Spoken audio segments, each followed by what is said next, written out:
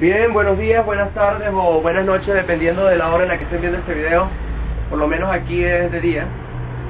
Bien, hoy les voy a hablar de Niccolò di Bernardo dei Machiavelli, conocido en español como Nicolás Maquiavelo, que fue un pensador político de la era cristiana, el primer pensador político de la era cristiana. Él, en su obra El Príncipe, es una obra de 26 capítulos cortos, él aquí analiza, los entresijos del poder y cómo obtener el poder y conservarlo. ¿Ok? Hagamos un poco de historia. En el año 1494, el rey de Francia, Carlos VIII, en una pretensión de llegar a Nápoles, al sur de Italia, pues tuvo que pasar evidentemente por el norte de Italia, y pasó por Florencia. Bajo esa circunstancia, ese caos de invasión, ocurre una revuelta y los Medici son desplazados del poder. Y surge un líder llamado Girolamo di Savonarola, un monje moralizante, un moralista acérrimo, que denunció la corrupción de la iglesia, las vanidades, la sodomía, ese mundo lleno de libertinaje,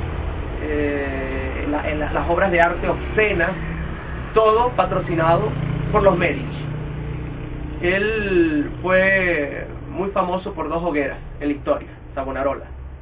En la primera hoguera, llamada la Hoguera de las Vanidades, él la organizó. Ahí se quemaron obras de arte. Botticelli de hecho quemó uno de sus cuadros, se quemaron libros que él consideraba obscenos, perniciosos, cosméticos, perlas, objetos de lujo, etcétera. Por eso se le llamó la Hoguera de las Vanidades. Y en la segunda hoguera, la iglesia lo excomulgó y lo quemó a él. Bueno, semanas después de eso, de haber sido quemado Savonarola en la hoguera, Nicolás Maquiavelo se presentó ante el gobierno republicano de Pietro Soderini, ¿ok? Y bueno, él trabajó en ese gobierno, sobre todo en el Comité de Asuntos Exteriores, ¿bien? Y también en todo lo relacionado con las necesidades del ejército para aquel momento.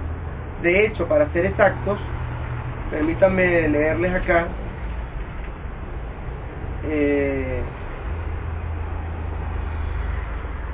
lo siguiente, ¿no? El 15 de junio del año 1498, el Concili degli Ottanta incluye el nombre de Nicolás Maquiavelo entre los candidatos para ocupar un cargo en la Secretaría de la Signoria.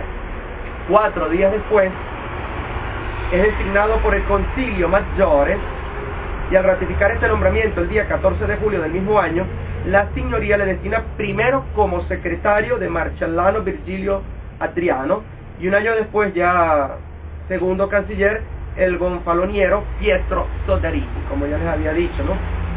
Y a servir como secretario de los Dieci di Libertà e Pace, es decir, el cuerpo de magistrados que debía entender los problemas de la guerra y de las relaciones exteriores. ¿Ok?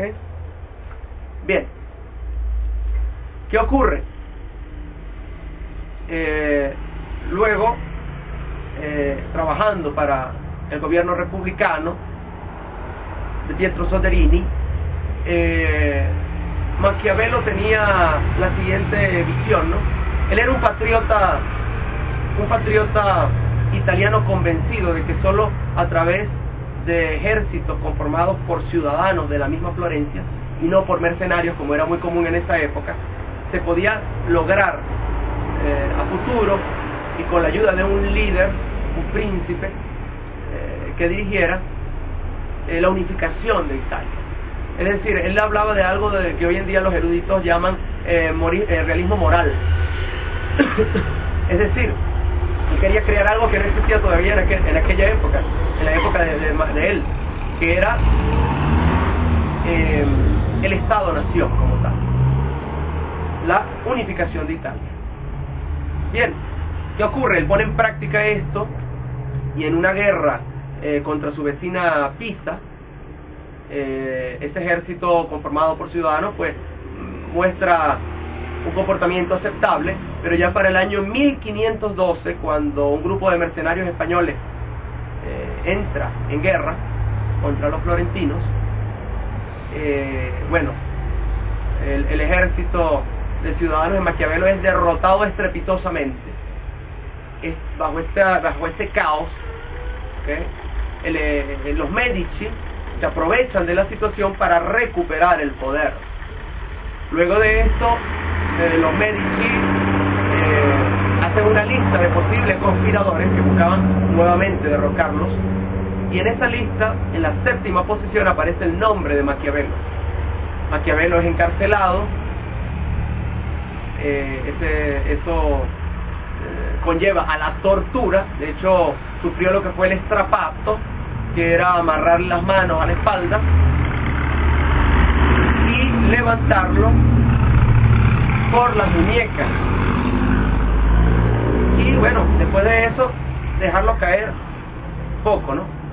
Evitando que digamos los hombros se les dislocaran o se les salieran de las articulaciones. Fue un momento sumamente humillante para él todo ese periodo del encarcelamiento. Y bueno, luego llega un papa, Juan de Medici, León X. Hay una amnistía general. Él sale de la cárcel, pero bajo ciertos parámetros, bajo ciertas condiciones. Ahí comienza su pequeño semidestierro, y bueno, se dirige a un pueblecito en donde tiene propiedades, que es San Casciano in Val di Pace, si mal no recuerdo, un pueblito muy hermoso que queda como a 14 kilómetros al suroeste de Florencia. Ahí bueno, se dedica él a la agricultura, a la ganadería, a arriar ganado, y bueno, para él eso fue un infierno, porque en varias cartas que él escribió a su amigo Francesco Vittori, él refleja esa monotonía que para él era un infierno. Un infierno porque Maquiavelo sabía que era una persona que tenía un talento tremendo y que no podía poner en práctica.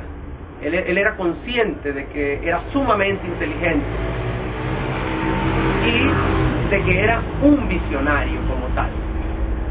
Entonces bueno, allí en esa monotonía comienza a escribir los discursos de la última década de Tito Livio, el historiador romano, pero la interrumpe y comienza a escribir El Príncipe. Creo que le escribe simultáneamente El Príncipe y los discursos de la última década de Tito Livio, ¿no? De hecho, El Príncipe tardó 3 meses en escribir esta obra dedicada a Lorenzo II el Magnífico. Perdón, Lorenzo II, nieto de Lorenzo el Magnífico. Y bueno, mucha gente ve contradicción en esto, porque algunos dicen, bueno, en los discursos Maquiavelo plantea lo que para él es el régimen predilecto, la república, ¿verdad? Y entonces en El Príncipe muchos ven que El Príncipe más bien es como un manual para tiranos, para dictadores, ¿no? Y bueno, yo no lo veo así en realidad. En realidad los discursos es una obra eminentemente a favor de la república como régimen, y de cómo obtener o conseguir en la práctica todas los ofrecimientos que se hacen en las declaraciones públicas. Esos son los discursos de la década de Tito Livio, su obra. Ahora El Príncipe simplemente es una obra sobre cómo conseguir el poder y conservarlo. Bien, bueno, por otra parte quería hablar lo siguiente, ¿no? Sobre los cimientos de los estados. Maquiavelo habla de las buenas leyes y de las buenas armas. ¿Okay? Buone leggi e buone armi. ¿Qué significa esto? Para Maquiavelo las buenas armas son aquella en donde los ejércitos están conformados por ciudadanos que tienen compromiso, que tienen patriotismo. Esos son los ejércitos que realmente van a darle la victoria hipotética a su sueño de unificación de Italia y para la expulsión de los bárbaros de la península italiana. ¿Okay? Ya para el año 1520, Maquiavelo escribe dos obras: La vita de Castruccio Castracani y El arte de la guerra. El arte de la guerra, ¿no?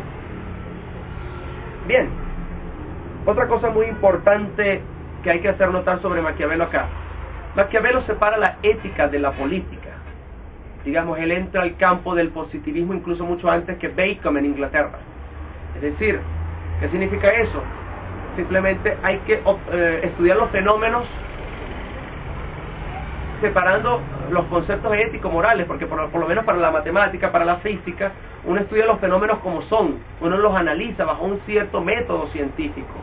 Es decir, la ética y la moral en los fenómenos físicos no juegan ningún papel, o sea, no tiene nada que jugar allí.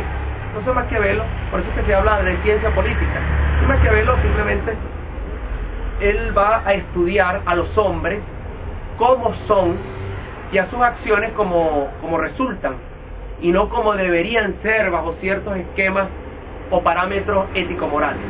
¿Okay? Ahora,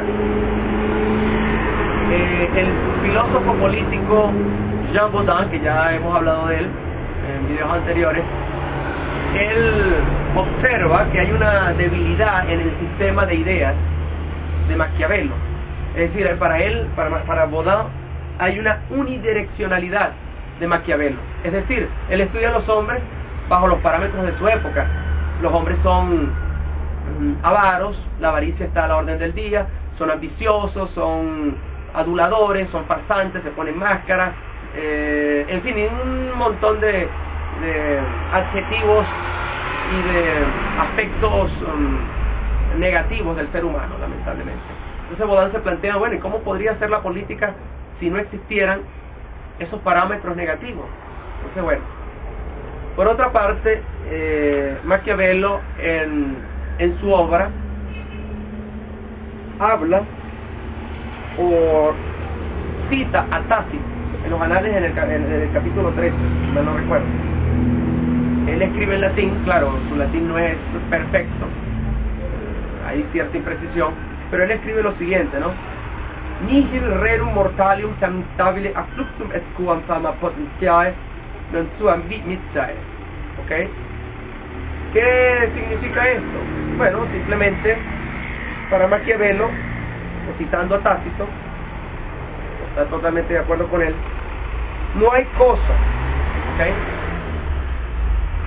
No hay cosa entre los mortales tan inestable y perecedera como la reputación de poder no sostenida con sus mismas armas, que es lo que he venido comentando sobre la necesidad de un ejército profesional conformado por ciudadanos para conseguir las victorias militares y la unificación y los objetivos políticos que se planteaba de la unificación italiana. ¿Okay? Esto es sumamente importante. Luego, quiero hacer ver que la visión de Maquiavelo es una visión antropocéntrica, es decir, el estudio del hombre, el hombre como centro de estudio, porque décadas anteriores a él existía todavía la concepción medieval teocéntrica, es decir, Dios como el centro de todo, ¿verdad?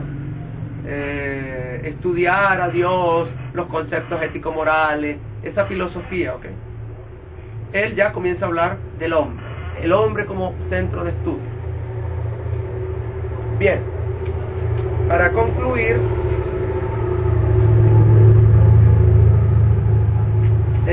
me gustaría hablar de algunas frases de Maquiavelo.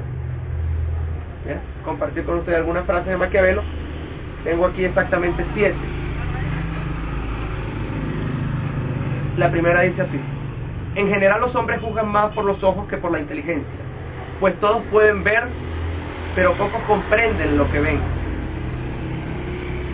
En pocas palabras, Maquiavelo está expresando que, bueno, nosotros, bueno, en aquella época y hoy en día eso está muy vigente, nos dejamos llevar por las apariencias. tenemos prejuicios cognitivos, hacemos juicios de valor contra personas solamente por la apariencia y no llegamos a comprender realmente la naturaleza de las personas, sino después de un largo análisis y comprender varios aspectos.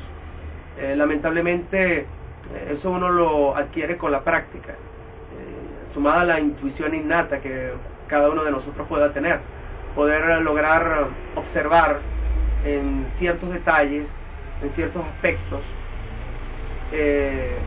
a las personas que son aduladoras, ¿okay? Yo particularmente detesto la adulación, esas personas que pretenden llegar lejos a partir de la adulación, que no poseen compromiso, que no poseen convicciones, porque, bueno, yo les voy a decir algo, nosotros podemos tener enfoques diferentes, puntos de vista distintos, podemos estar en las antípodas, en una posición sobre algún tema en particular. Eso es válido, eso es sano, pero es sumamente importante que tengamos los mismos valores y principios, porque si no tenemos los mismos valores y principios, vamos a fracasar.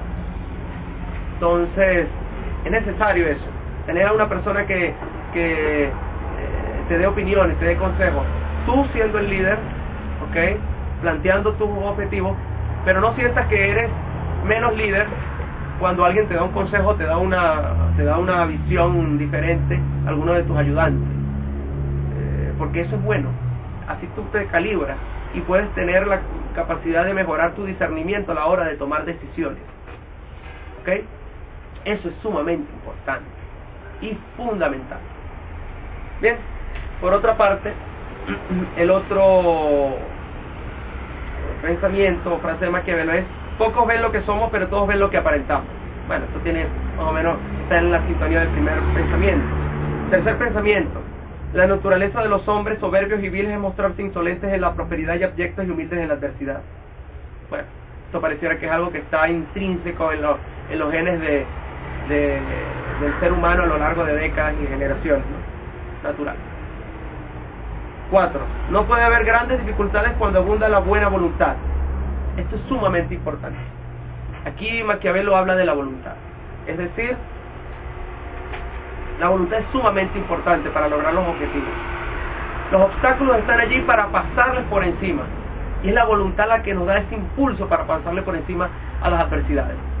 Bien, de hecho los grandes personajes de la historia han logrado sus objetivos a partir de una férrea voluntad, independientemente de que sus logros hayan sido efímeros o hayan perdurado en el tiempo. Pero lo importante es la voluntad para transformar, y eso es lo que nos llevará a la victoria. Si no existe voluntad, el sentido de la lucha muere, y creo que Maquiavelo entendía eso hace ya casi más de 5 siglos. Otro pensamiento: los hombres en general juzgan más por los ojos que por las manos, porque el ver pertenece a todos, el tocar a pocos. El vulgo se deja coger por las apariencias, y en el mundo no hay sino vulgo. Lamentablemente todavía sigue existiendo el vulgo. Nosotros queremos que el pueblo se convierta en nación, realmente, en una nación culta y organizada. Es sumamente fundamental. Mire, está el concepto de oclocracia. La oclocracia, según Aristóteles o Platón, uno de los dos, sería bueno que lo investigaran, no recuerdo muy bien cuál de los dos fue, plantea que la oclocracia es una degeneración de la democracia. Es decir, es el gobierno de la muchedumbre, esa muchedumbre o esa masa amorfa que es fácil de manipular, es susceptible al chantaje, a la manipulación de los demagogos y los populistas. Entonces nosotros queremos convertir esa masa amorfa en multitud, ¿okay? La multitud tiene un sentido fuerte, es un concepto politológico, la multitud, diferente de la masa amorfa, manipulable. Queremos una multitud que por lo menos, si no es totalmente culta, por lo menos organizada. Eso es sumamente fundamental. que nuestros ciudadanos sean críticos, pensantes, que tengan esa capacidad de romper con ese esquema de las dádivas y que sean ciudadanos virtuosos y que tiendan a las transformaciones y sean sujetos activos de las transformaciones que aspiramos para el país. Bien, siguiendo con los pensamientos de Maquiavelo, dice Maquiavelo: donde hay disciplina, hay orden. Fíjense, qué interesante. Esto lo dice Maquiavelo, 500 años más o menos. Donde hay disciplina, hay orden. Y rara vez falta la buena fortuna. Disciplina. La disciplina. Fundamental. Para conseguir el orden de las cosas. La meticulosidad es imprescindible. Ser detallista es algo que lamentablemente el venezolano, digamos, el arquetipo del venezolano actual ha alcanzado muy poco. Esta conducta no ha sido heredada, la conducta de la meticulosidad para hacer las cosas, para observar los detalles. Y bueno, es algo que hay que construir, hay que reeducar a nuestros ciudadanos para que estén observantes, estén pendientes de la meticulosidad. No la tenemos, lamentablemente, no la tenemos. Y bueno, es imprescindible.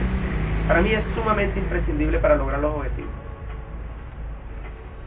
Otro pensamiento: el mal se hace todo y el bien se administra de a poco. Maquiavelo entiende que la maldad a veces es necesaria para conseguir un fin, pero por eso hablan de que el fin justifica los medios. Es algo que de hecho dijo Napoleón Bonaparte. Pero no siempre, no siempre. Maquiavelo es consciente de que la maldad es necesaria, impulsarla con fuerza en determinadas circunstancias y no todo el tiempo, porque si no eso degeneraría en una tiranía, en un desorden, y necesitamos disciplina y orden. Pero bueno, en pocas palabras lo que plantea Maquiavelo es la praxis de la política. A veces, bueno, si hay que, en aquella época planteaba Maquiavelo, si hay que matar a alguien, liquidar a alguien, bueno, se hace y punto. Si se mata a algún imbécil y listo. Forma parte de la praxis de la política en esa época, pero no siempre. ¿Okay? Bien, luego El Príncipe y varias obras de Maquiavelo van a ser prohibidas, van a entrar al Index Prohibitorum, Index Librorum Prohibitorum, que es el índice de libros prohibidos del Vaticano, ya para el año 1559. Otras anécdotas que les puedo comentar: Maquiavelo conocía a muchos personajes de su tiempo, ¿ok? Maquiavelo conoció muchos personajes de su tiempo, a César Borgia, al Papa Alejandro VI, que era el padre de César Borgia, estuvo en la época de Luis XII y Carlos VIII y muchos